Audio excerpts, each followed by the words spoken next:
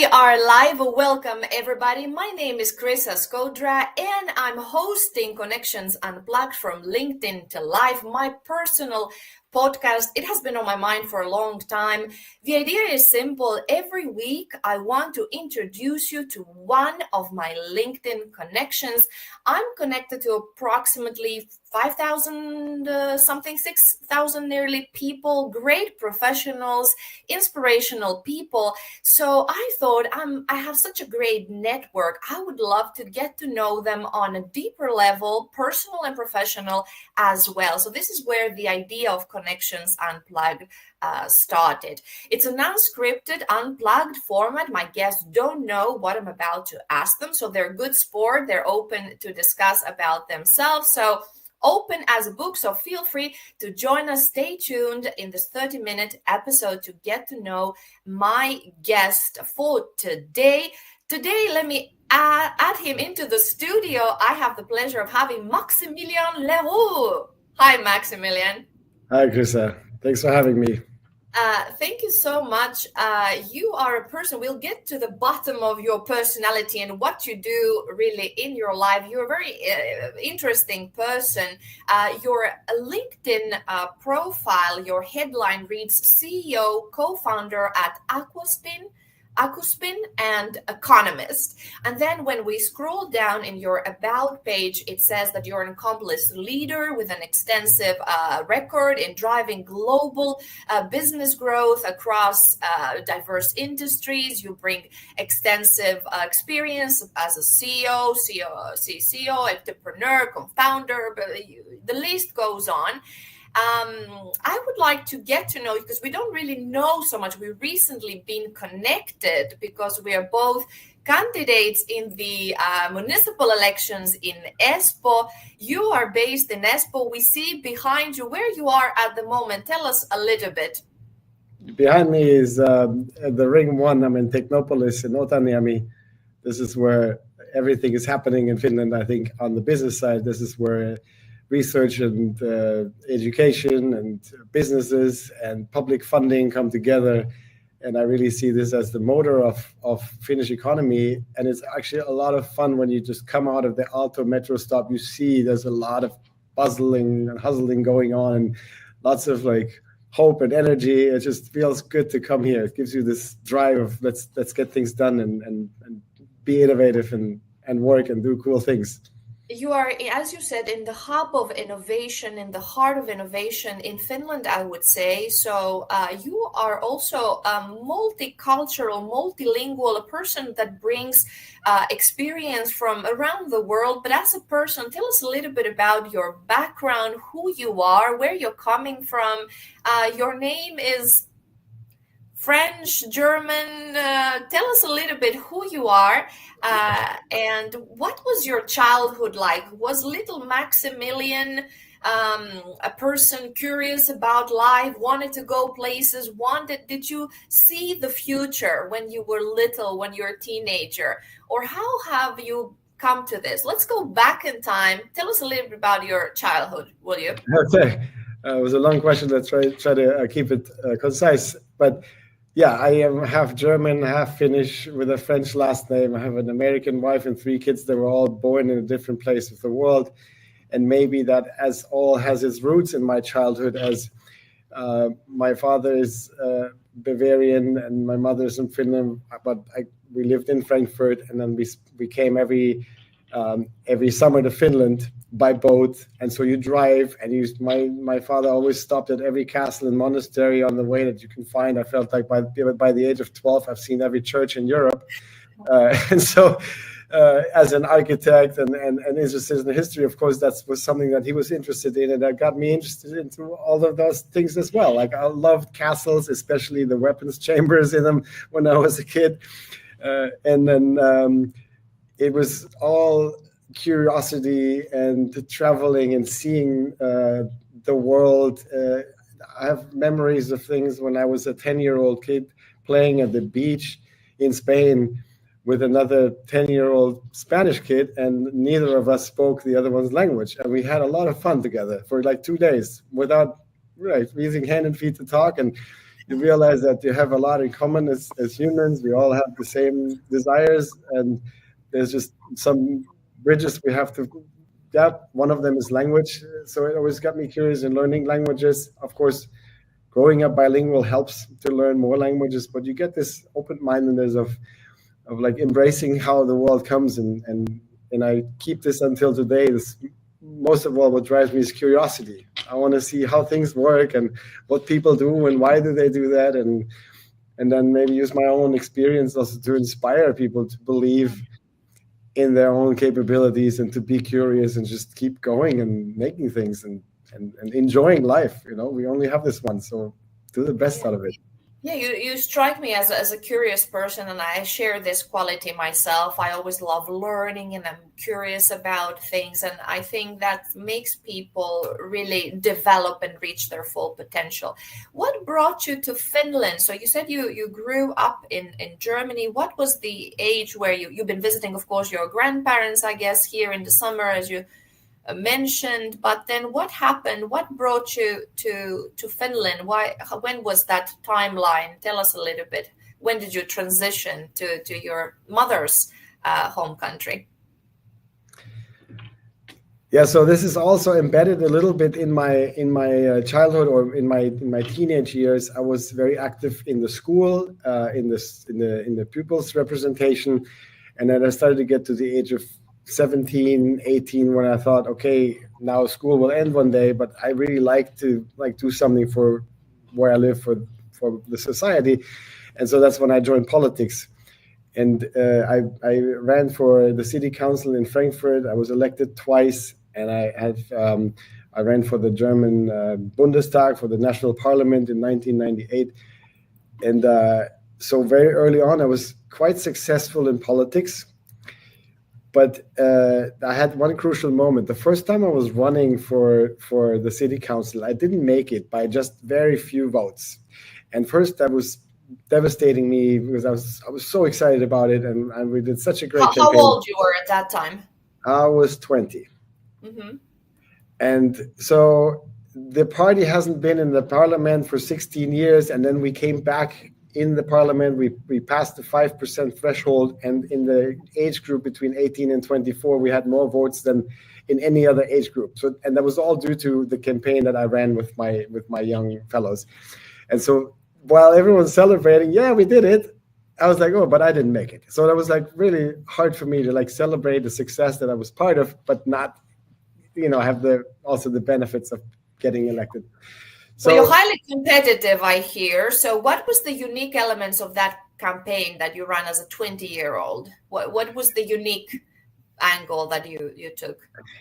As a 20-year-old, I think the running is still easy because you have driven, you want to change the world, you have all these energy, and you have no children, you're free. No children, you're a student, and you just have energy for everything. And all the time in the world. That as well. You can campaign all the time. At every event you can go, you can organize parties, and you can do all kinds of things. We rented a nightclub and had 400 people celebrating with us and invited famous politicians to come. And our main candidate was Ignaz Bobis, the spokesman of the Jews in Germany, a Holocaust survivor, very famous person throughout German history. And working together with him on the campaign was really fantastic to get to know a person that people around the world knew. I mean, he has met presidents and everything. And then you sit with him at McDonald's, and eat chicken McNuggets, and then you see the other side of him. And so the campaign was a lot about experience and youth, and something that's driving him as a 70-year-old back then and me as a 20-year-old. It was nice, this intergenerational thing. It really, really, up to today, I enjoy that time that I had back then. But so here comes the twist, because you asked me how did I come to Finland.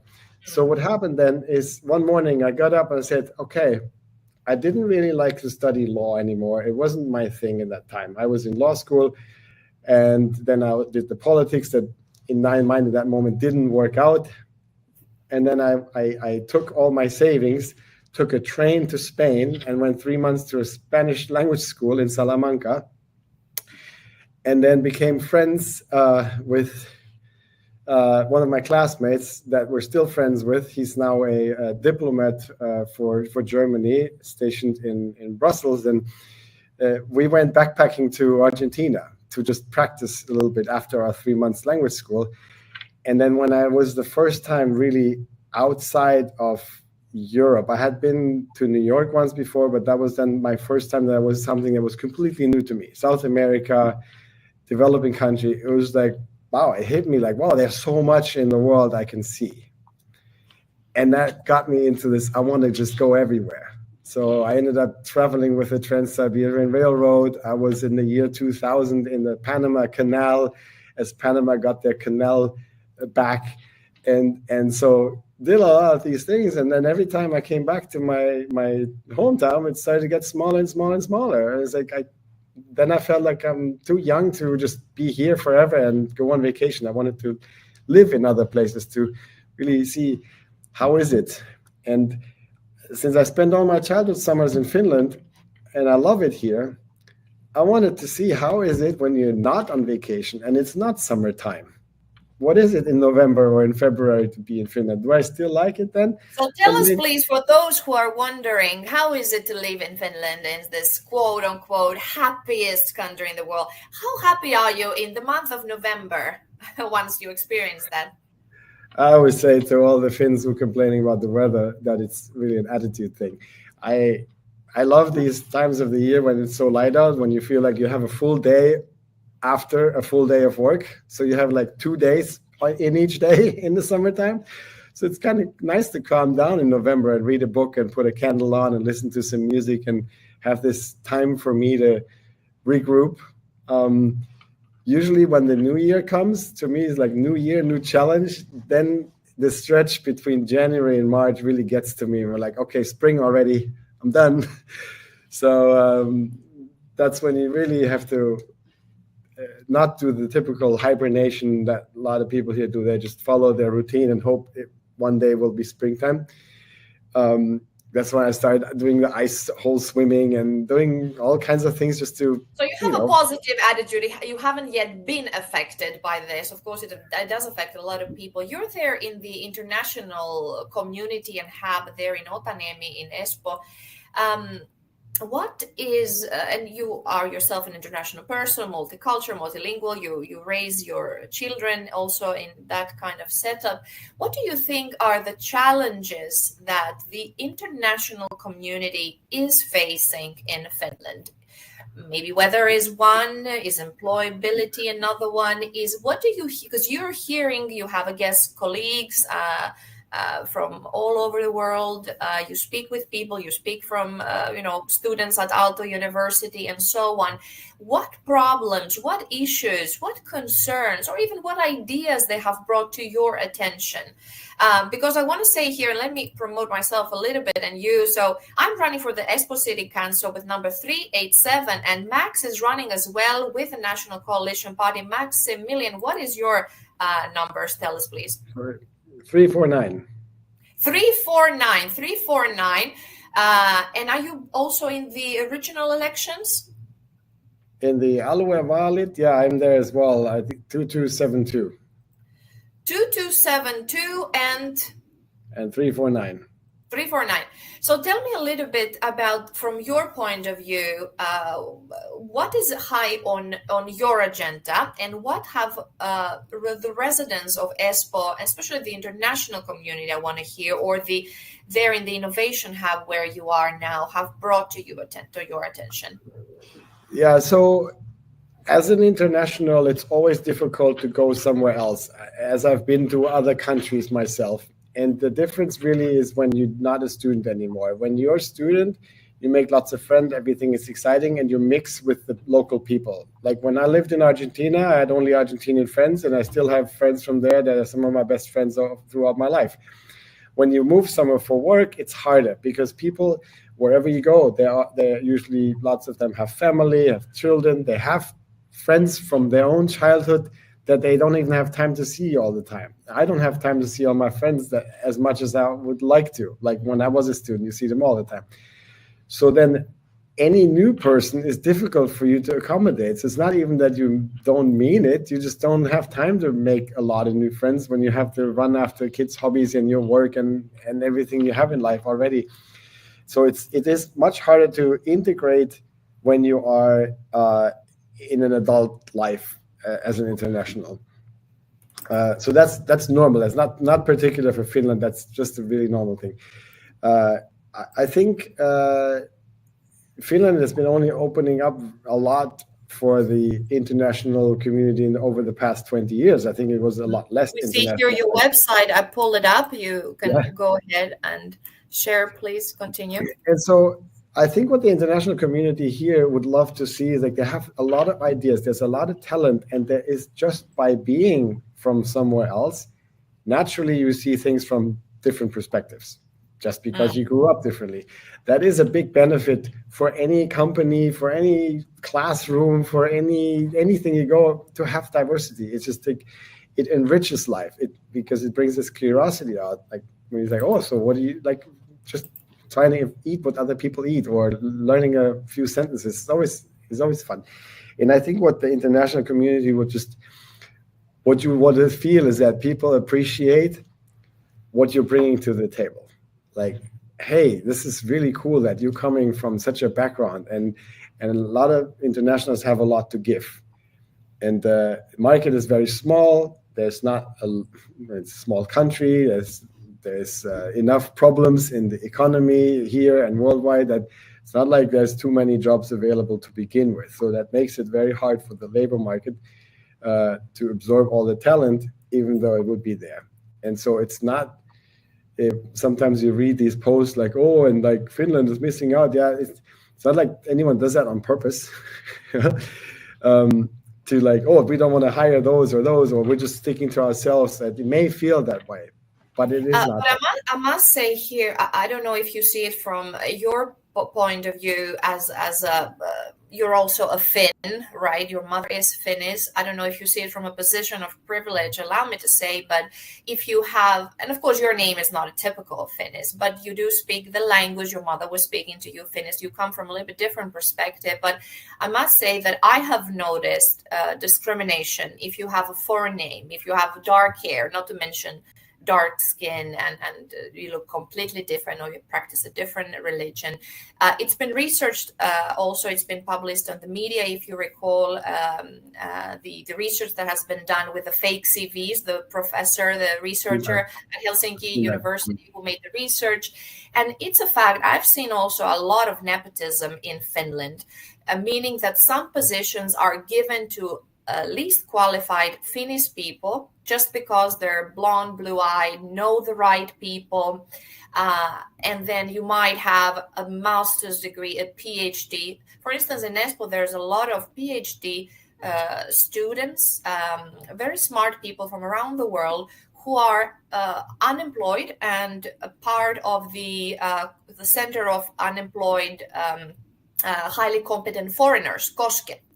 And that's a thing. There is the center, it's an innovative project of the city of Espoo trying to really help the highly qualified immigrants. Of course, there's, but I hear your perspective. I'm not sure that the intentions are, but it's a fact, as you said, it's a small country, the position, the economy is going where it's going. So I feel, however, that perhaps the foreigners need to prove they're 10 times better to be considered half good. What is your take in this? Tell us a little bit about your company, for instance, and the companies you worked for. Do you employ internationals? How diverse is your team? And how do you see innovation and internationalism going hand in hand and creating this global go-to-market strategies? Yeah, so there was a lot of things in your question. Lots to unpack, so, but just I had to say here that so Acouspin is just a spin-out from the University of Helsinki. We're very new. We're now 4 people, and there's 2 physicists from the university that now joined the company as co-founders, and then the Finnish people, very, very intelligent gentlemen. And then we have a Colombian who's doing all our AI and the smartness behind our IP that we're building up. And then myself. So we're like I would say 1.5 internationals and 2.5 Finns here. In my past startup, this is my 6th startup that I'm part of, and the second I co-founded. My first co-founded startup, I hired almost only people with some sort of international background, because I see the benefits of it. And it used to be the times when women had to work 10 times harder than men to get still less pay. And that's still a problem. And now foreigners, now imagine foreign and women, how hard you have to work to get a job, to get a decent pay. And that is like an attitude thing. It's an old macho attitude. On one hand, there's a nepotism, as you say. It's bad business. It's just like, I would not want to even work for a company like that, because the culture in such a company is of that. I've worked for a company where there was a little bit, one part of the company could never get fired. We knew that. And the other part, whenever there was like the Finnish ute, and when they said, okay, now we have some layoffs, you knew if you belong to one group, you're safe. If you belong to the other one, you're not. But that company cannot strive. And it never strived. It was constantly requiring funding and never got anywhere. And so when you see the good sides of it, and I'm an optimist, and you will never change that. And I always try to embrace the things how they are. I can complain about the situation, but it doesn't help me.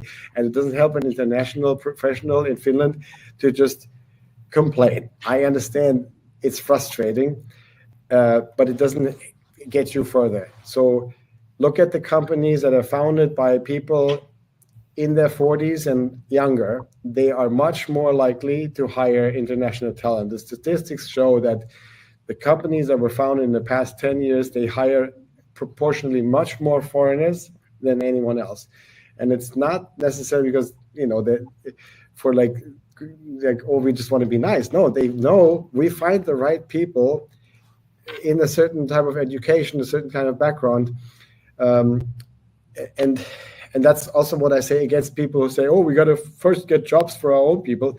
That's also not true, because that would imply that we're living in like a 19th century factory environment and every worker has the same skill. But there's always, on the labor market that's diversified, you have open positions and you have unemployed people, and you cannot just match them because there's certain skills required.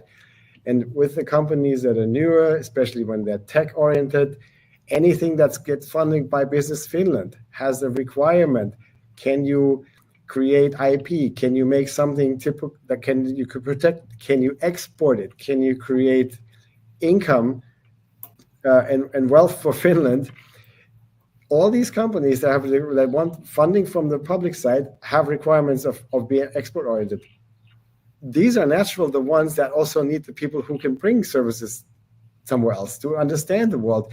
So I would go mingle and make connections where you think your employer market is most receptive. And one of those places is Otaniemi. I started mingling here myself with lots of companies to see what's going on, what are here. And there's always someone who can help you. And in this, especially in a tech and a startup environment, I see a lot of this live and let live attitude. People like to help others because it's good karma, it'll pay off. Also for yourself, or if not, the person you help, they'll help someone else in the future. And if you are in this environment, they don't see color, they don't see gender so much. They just see, hey, there's people who want to change the world and make something cool. And for a professional, international, that also would mean sometimes you may not get the job you want, or you may get a foot in the door if you're able to adapt to some needs that a company has. Can I ask you now, Maximilian, you have a vast international experience. You started studying law, then you became an economist, you're a founder, you're a technologist, you have many professional merits and hats that you're wearing. And I think all the people who are this of curious nature, and that's why I asked you about your childhood, because I believe we are products of our childhood. It has its pros and cons, but we carry those innate qualities. In Greek, the Greek word charakteres, it's something that you engraved. It's engraved in you. And then the personality, you have different personalities and adapting ones. But I want to ask you on a personal level, because something I didn't know about you, and why didn't you mention to me, is that you have been practicing Taekwondo like me. Is that true? Yes, I still do it in my head a lot. You do? When I can't sleep, I do my patterns in my head until I fall asleep. Really? Yeah, it works. I also practice Taekwondo here at Espoo Taekwondo Academy in Saunalahti. I'm an assistant coach. So very excellent. So tell us a little bit about you as a person. What hobbies do you have? What do you enjoy doing at your free time? Where do you recuperate and gather your thoughts? Free time is a little rare these days, but I do love martial arts because it's an art, and it's like a balance of mind and body and a constant improvement. And it's not something where you go from A to B and I do this to achieve that, but it's the way is the it's the constant improving, the constant challenging yourself. And there's a good spirit among martial artists usually. There's a nice community of helping each other, improving, practicing together, and just become a better yourself mentally and physically. I see that one that's on there. That one hurt because I didn't get it through in the first time.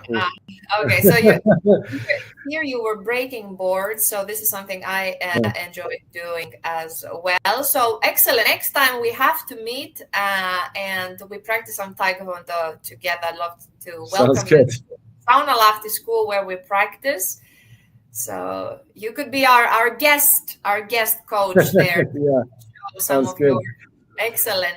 Tell us a little bit about the children here, the families of Espoo. Espoo is a very it's a top priority, top choice for families. I have personally bought my first flat in Finland. I could have bought it earlier when I was in Helsinki. I lived many years in Helsinki, but maybe I was thinking that maybe I live somewhere else, or I go to US or UK or wherever, back to Greece. But eventually, when I decided to stay in Finland, I bought my first house in Saunalahti. I'm raising my son here. What are the merits of the city of Espoo for families? And what do you think, in your opinion, we should focus on? I think it's fantastic that children can move on their own. That is not normal anymore everywhere in the world. Partly because there's a generation of helicopter parents and everyone's worried too much, and partly because some parts of the world are just not safe enough. If you are in the US and your children walk alone on the street, someone will call the police on you, and they come to your house and they question you, like Child Protective Service, like, what? I just let my kid walk to the park and play football. What's wrong with you? But that is a reality there. And so I really like it that my kids can just go out the door, and our doors sometimes not even closed. It's just open all day long. Where do you live? Which part of Espoo? I live in Laurinlahti. Laurinlahti, right? Yeah. We lived in Soka for 4 years, and now we've been to Laurinlahti for almost 4 years now. And you have 3 children? Yes. Yes. Busy. So, but they're all very independent.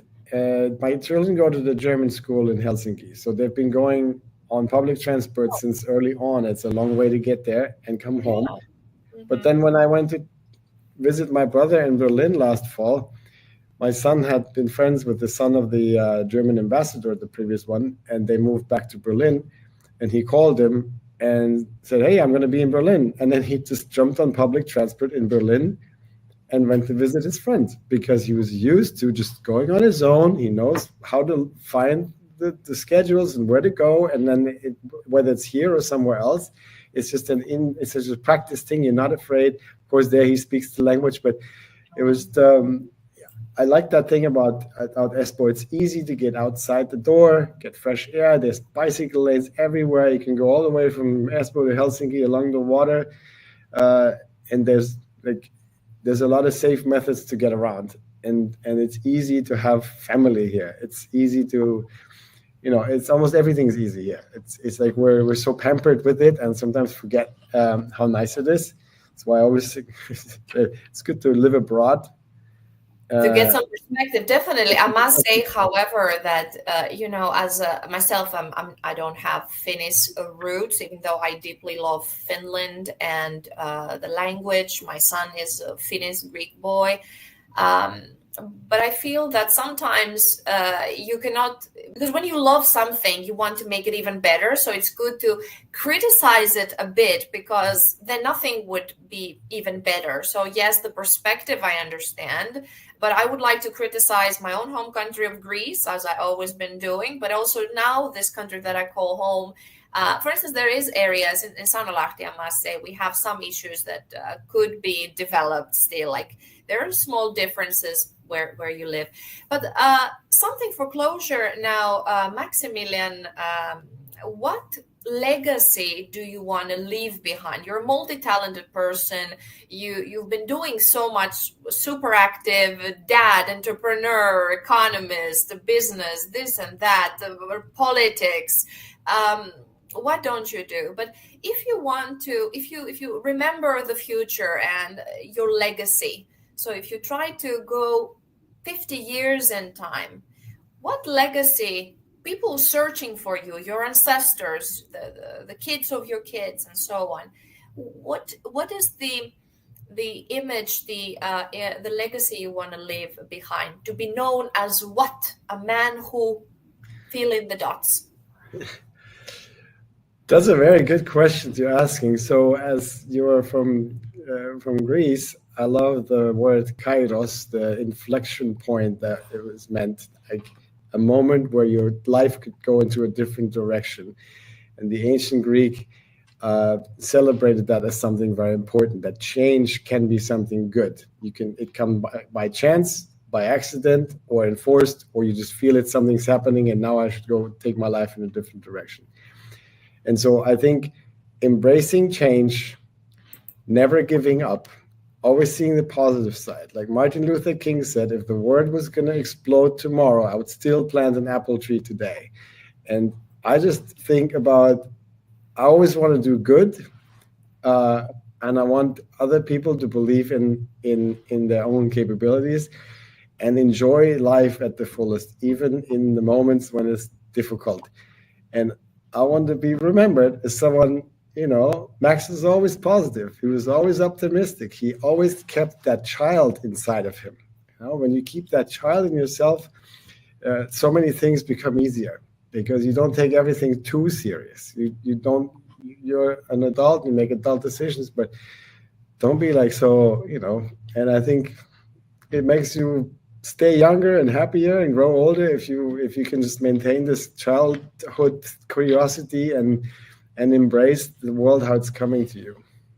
I agree 100% with you. And if you want to find more about Maximilian LeRoux, check out thinkglobal.fi, thinkglobal.fi, and here is his site, but we don't see, of course, but this is what it is, thinkglobal.fi, easy to remember. And Maximilian LeRoux was with me today. Maximilian, before you go, I want to give a little task. I want you to ask one question to my next guest. I will jump from our session now to interview another person. So help me out. What is the one question, let's say when you're recruiting people, or when you are when you want to get something from your kids, insights, or people you just met, what would be the one question that will tell you so much about the person? As they say in Finnish, is the person a fish or a bird? So what would be the one question that you love to ask to people? Oh, I always love to ask people about, can they remember in the moment when they were completely happy? But it's a very difficult one to answer. People will have to think about it. So I will take this with me. I would like to thank you so much, Maximilian LeRoux. Find more about him at thinkglobal.fi, and of course follow him on LinkedIn. Connect with him. Do you have invitations from people? If they come with a recommendation or someone I know, then I do. I don't accept everyone, but quite a few. I want to have some connection with my connections. Connection with connection. So if you have a good idea or you have common friends, reach out, check his profile. And of course, he has a great website, as I said. Here it is again, thinkglobal.fi, and read more about him auf Deutsch, in English, in Finnish, you name it, multilingual man. So thank you so much, Maximilian. Have a nice rest of the day, sunny day there behind you. Thank you, Carissa, and good luck in the elections. Thank you. Same to you. I will say, I'll see you in person actually in the coming days. That's right. Okay, see you then. Excellent. Thanks. Thank you for this. This was Connections Unplugged. Every week I bring to you one of my LinkedIn connections. I want to get to know them myself on a deeper level, both professional and personal. And you have a chance to eavesdrop into our conversation. I'm multi-streaming thanks to OneStream Live, an amazing company from Espoo, just where Maximilian was working for there in Otaniemi in Espoo. OneStream.live. Check out more. You have a chance from the studio where I'm using at the moment to multi-stream to more than 45 destinations, social media, as well as your website. So I will see you next week with another interesting person. And of course, reach out to me if you want to be featured on the show.